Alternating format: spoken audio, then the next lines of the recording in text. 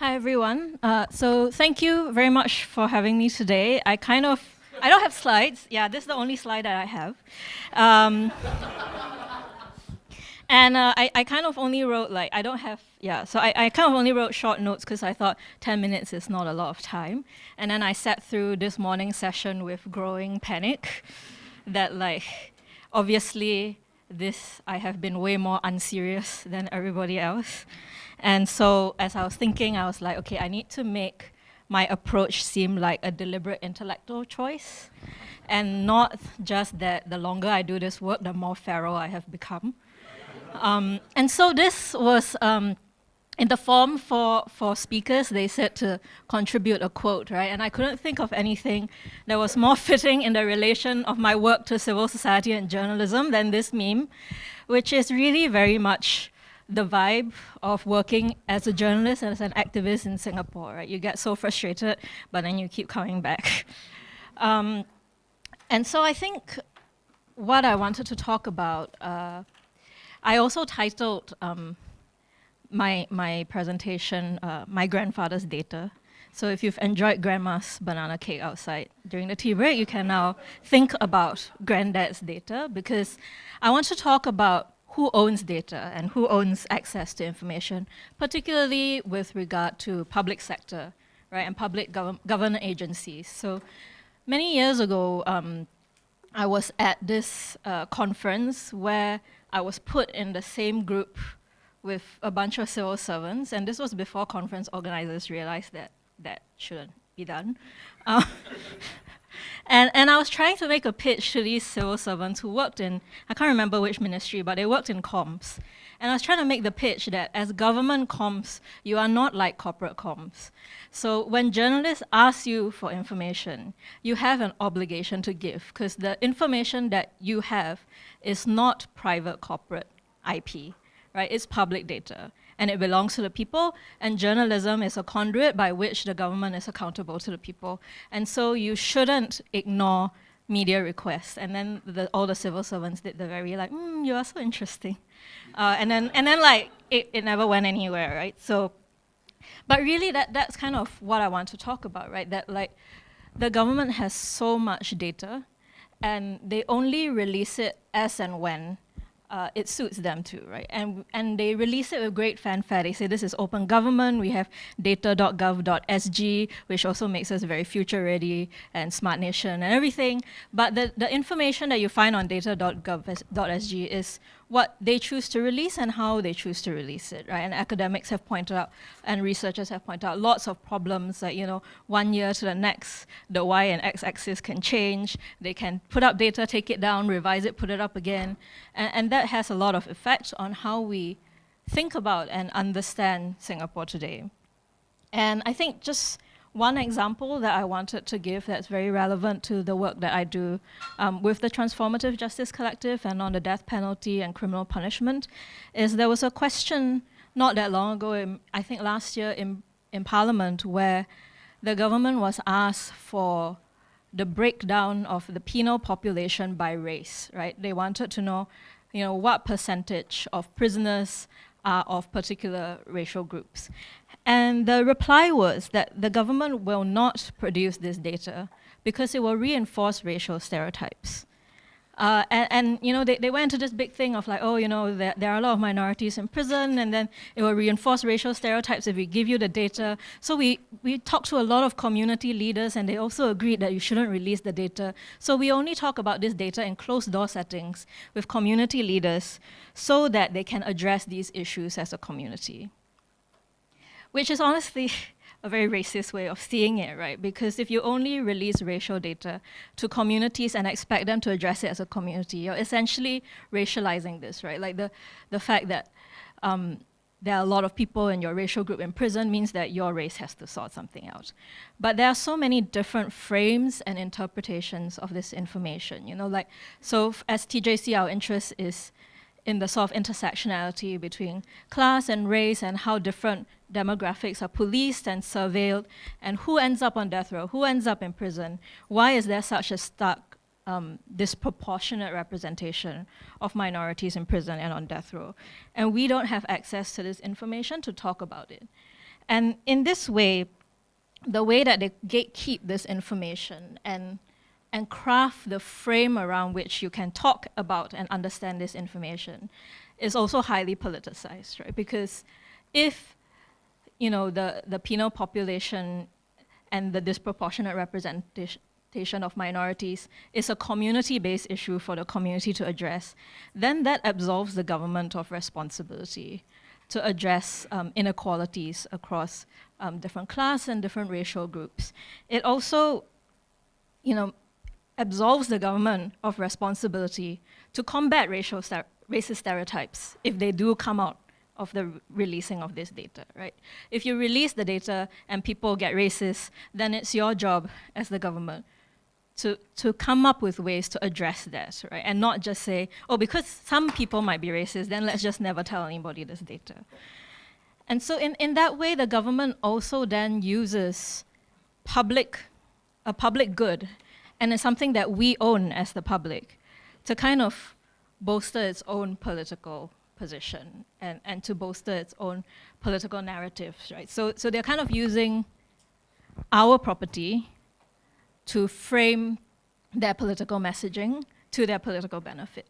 And this is not unique to Singapore governments. All governments around the world will do that, right? They take information and then they frame it in the way that they want to kind of make themselves look better and to kind of try to avoid as much criticism as possible. But in some other contexts, there are levers available to kind of try to address that sort of skew. So in different countries, they might have Freedom of Information Acts, where you can demand the data and they have to give it to you unless there are specific criteria that cannot that means that the data cannot be given. And I think Arifin was previously also part of a group that kind of framed a policy paper on Freedom of Information Act in Singapore that suggested reversing the current situation, right? So the current situation is that we are all applicants. We write into the government and say, please, can I know this? And in my experience as a journalist, usually there is no reply, right? So sometimes I'm very convinced that across ministry there is a filter where if it's me in the to field, it just goes straight to bin, So they don't reply, they don't acknowledge you. Then you're either stuck wondering, should I continue with the story that I'm doing? Should I just run it and say government did not reply by this deadline? Or do I not run the story? And I find that a lot of journalists in Singapore, to err on the side of caution, do not run stories unless they can get government comment, right? Because they're afraid of running a story without government comment and then getting the rebuttal and saying, they didn't get the full facts or they didn't wait for us to reply. But if that's the practice, then refusing to respond to media inquiry is also an indirect form of censorship to stop stories from going out. And so just kind of trying to think about this relationship where if we are applicants, they get to say no. And the default position is no unless they are willing to give it to us. But what the policy paper was suggesting was that we have to reverse that, where the government has a responsibility to give us the data. And if they can't give us the data, then they have to justify why. And I think that's a really simple but powerful way of seeing it, right? Because it's really about recognizing who owns the data. The ministry doesn't own the data because the ministry is a public agency. So it belongs to the people and the data belongs to the people. So if they cannot release it because of national security or some important reason, then they have to explain why. And it's not for us to explain what is the point of the question, right? As they have asked in Parliament before. Like, what's the point of the question? The point of the question is, I want to ask lah, then you tell me, right? So it's really about who has the power and who has the ownership. So I think it would really kind of change the way that we relate to not just information, but also the way we see our power as citizens and as Singaporeans, if we can, even in this one area, think about it this way, right? That it's not about being an applicant or petitioner to the government, but actually demanding what we are entitled to. And there's a lot of criticism that Singaporeans are very entitled, but in some areas I feel like we are not entitled enough, right? We should be more entitled to our rights, but also to public goods that should be available to us without means testing, without crazy application and without begging, essentially begging for information. I've had cases where I write to the government for information, and the answers that come back are just like frankly infuriating. Like I wrote to the Ministry of Manpower to ask what is the rationale behind Singapore's policy for making it legally mandatory for foreign domestic workers to be living in with their employers. Like why does it have to be a legal thing? Why is there no option? And then I think I waited like 3 weeks, and the answer that came back was a lot of countries legally mandate foreign domestic workers to live in with their employers. And like, this doesn't explain at all. I wrote once about a labor court, about why migrant workers who go to labor court, even if they win, they lose, because employers can ignore the labor court ruling. And so I wrote in all these questions about like how the labor court process might not work. And then about a few weeks later, I got this email that was like, if you would like to file a labor court claim, please bring your IC to MOM's office. And I'm just like, no, you don't, are you even reading? So the luckiest I got was I wrote questions to one ministry, and I was just very lucky that there was a civil servant who was actually very responsive, and he called me up.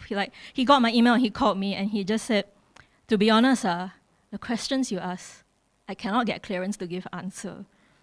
And then the best thing that he could do was I then went to Parliament and I compiled all our ministers' speeches. So if you go through them, you might glean something that is potentially related to the question that you're asking, but I can't actually answer your question because my boss is not going to give clearance to like give you. And I don't think I asked anything that was like particularly, like it's not like I was asking intimate details about our weapon systems or anything, right? It was just, some very like, generally quite mundane question, and he was actually honest enough to call up and say, look, I can't. Most of the time they just ignore you, right? Or they'll say, we'll get back to you in due course, and then that leaves you wondering because you're like, then are they getting back or are they not getting back? So one thing that I've started to try to do in running my newsletter, because when I write my newsletter, I kind of have the freedom of how I want to present information. So I kind of, in recent years, started to do things where if I write to the government, I just publish. If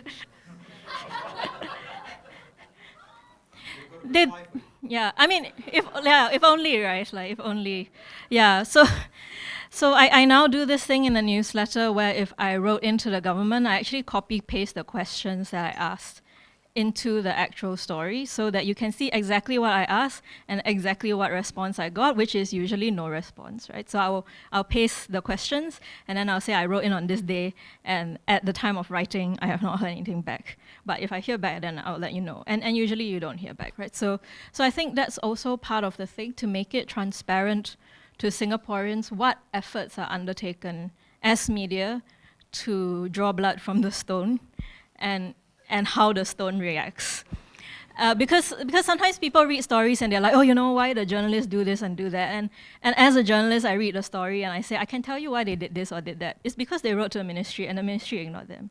And so I think to make that visible to people kind of makes them aware as well how like poorly the state does at responding to public inquiry, to public requests for information, and the way that they sort of gatekeep and shut down our access to knowledge about our own country, which is really data that we paid for, right? So like when a government does a survey or when they gather data, they're paying for that research to be done out of taxpayers' money, right? So it's like data I paid for and then I cannot see it.